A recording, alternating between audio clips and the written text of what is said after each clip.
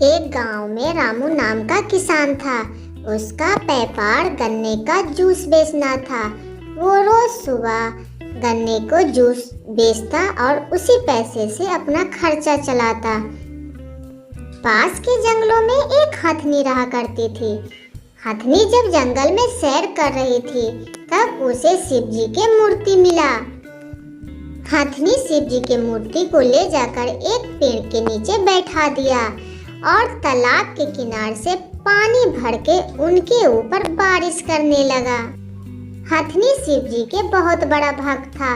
वो रोज आता और शिव जी पर कुछ न कुछ अर्पित करके पूजा करके ही जाता। आज उन्होंने फूलमाला से पूजा किया था। ऐसे ही कुछ दिन बीत जाते हैं। हथनी उस रास्ते से जा रही थी और उसी रास्ते में रामू नाम का दुकान पड़ता था। दुकान को देखकर हथनी रुक जाती है और सोचती है, अरे यह तो गन्ने की दुकान है। हे भगवान, हे भोले बाबा, एक किसान मुझे एक गन्ना दे दे तो कितनी अच्छी रहेगी। मेरी भूख भी मिट जाएगी और मेरे बच्चे को भी भूख मिट जाएगी। इतना सोच के हथनी रोने लगती है।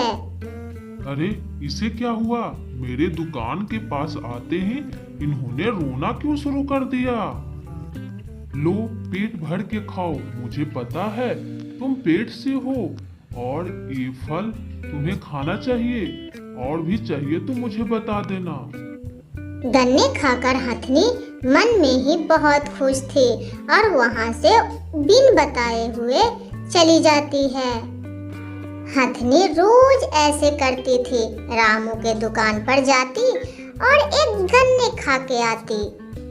रामू किसान को भी हथनी को आना और गन्ने खाकर जाना उसे भी बहुत अच्छा लगता था। आज हथनी रामू के दुकान पे नहीं आया था और वही सोच में रामू दुकान बंद करके घर ही लौट रहा था कि उसे अचानक हथनी पर नजर पड़ती है। अरे अरे, हथनी को क्या हुआ?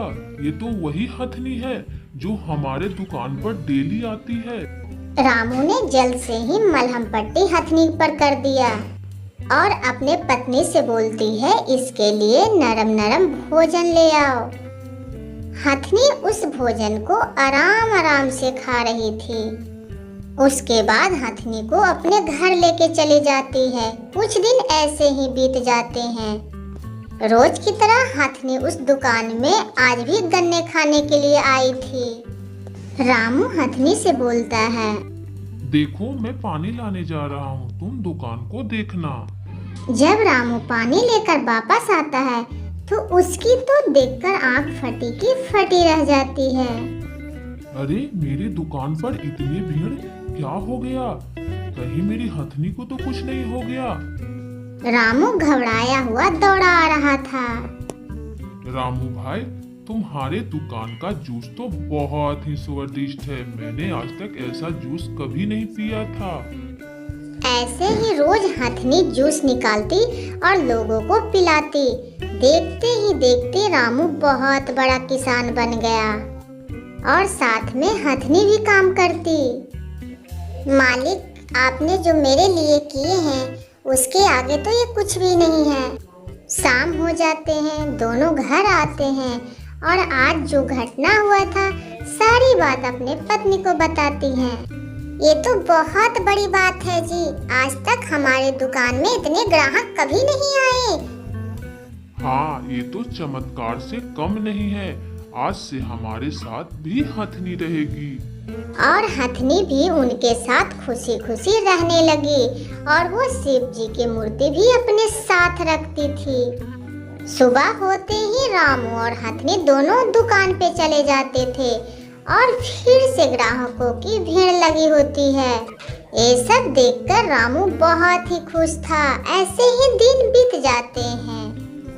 लोग जूस पीने के लिए दूर दूर से आते थे।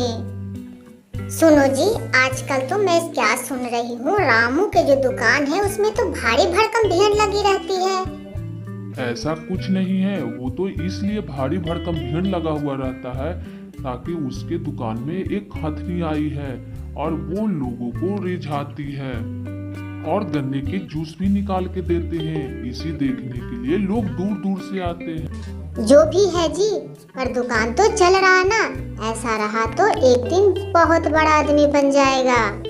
उसी दौरान उस हथनी को गांव वाले ने कुछ जहर खिला के मारने का उपाय सोचा। लो हथनी, मैं तुम्हारे लिए नरम नरम भोजन लाई हूँ। इसे खाकर तुम बहुत ही स्वस्थ हो जाओगी। हथनी बहुत ही शौक से खाने लगती है और उसके बाद आंखों से झरझर आंसू निकलते हैं। हे भोले बाबा, मेरी रक्षा करो, ये क्या हो गया? हथनी की पुकार सुनते ही भोले बाबा प्रकट हो जाते हैं और सब कुछ अच्छा हो जाता है। तूने मेरे भक्त के साथ जो किया वो अच्छा नहीं किया। आज से तुम दोनों नर्क में जाओगे और अगले जन्म में हाथी से भी बदतर तुम्हारी जिंदगी होगी। किसी अनबोलता धन को ऐसे नहीं करना चाहिए। तुम लोगों को शर्म आनी चाहिए। भोले बाबा, मुझे माफ कर दो।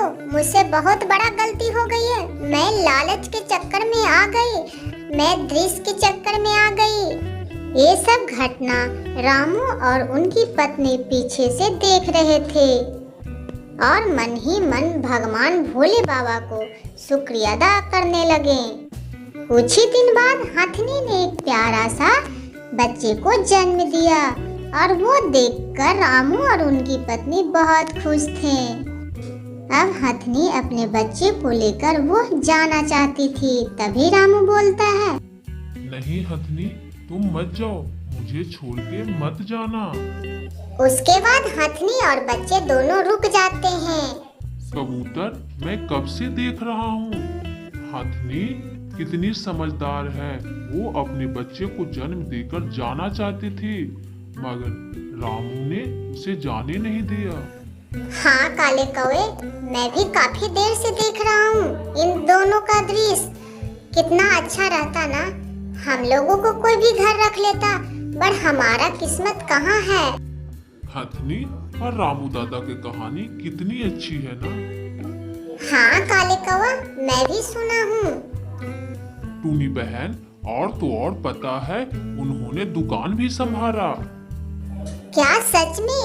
उन्होंने गन्ने का जूस भी निकाला और लोगों को पिलाया भी। हाँ हाँ, ये कहने की बात है क्या? सारे लोग जानते हैं रामू और हथनी की कितनी अच्छी बॉन्डिंग है। काश हमारा भी इतने अच्छे बॉन्डिंग किसी मनुष्य के साथ होता तो कितना अच्छा होता। हाँ काले कौवे, अच्छे कर्म करोगे तो अच्छा बॉन्डिंग मिल ही जाएगा। काले कौवा, मैं भी चलता हूँ। मेरे बच्चे अकेले होंगे, वो खोज रहे होंगे।